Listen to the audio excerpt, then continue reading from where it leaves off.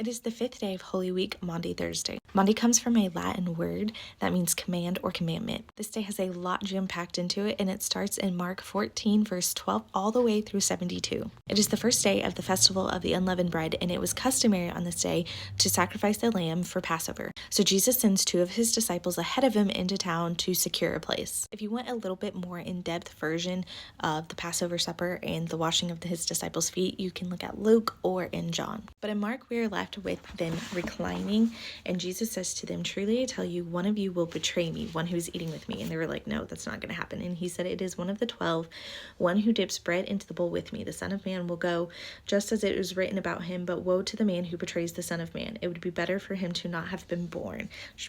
Pretty crazy. And then we get communion from this Passover supper, the Last Supper, where he breaks the bread and he said, "Take this is my body." And then he takes the cup with wine. "This is my blood of the covenant, which is poured out for many. Truly I tell you, I will not drink again from the fruit of the vine until the day when I have drank in the new in the kingdom of God." Then it says they sung and then went out to the Mount of Olives. This is where Jesus predicts Peter's denial. He said that, "You're going to deny me 3 times before the rooster crows." And Peter's like, "Yeah, not going to happen." Now this is the Garden of Gethsemane and the prayer that Jesus said. So he tells his disciples to take watch. He's going to pray and he says, "Abba, Father, everything is possible for you. Take this cup from me, yet not what I will, but you will," which is a very powerful prayer. And then he's going to be arrested.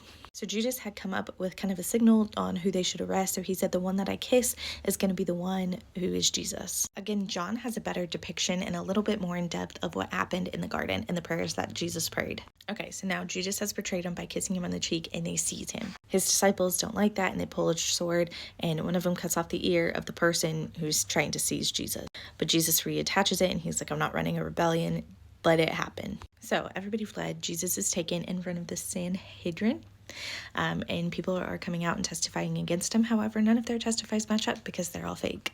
It actually says falsely testifying. Up to this point, Jesus has stayed silent through all of it, but then they asked, "Are you the Messiah, the Son of the Blessed One?" And he responds with, "I am." So he is again publicly declaring who he is. And it says, "And you will see the Son of Man sitting at the right hand of the Mighty One and coming on the clouds of heaven." So they pretty much have what they need to convict him. And it's going to end with in the early hours of the morning. So we're moving into Good Friday with Peter disowning Jesus 3 times. So Jesus' prediction came true. And that's going to take us all the way into Good Friday.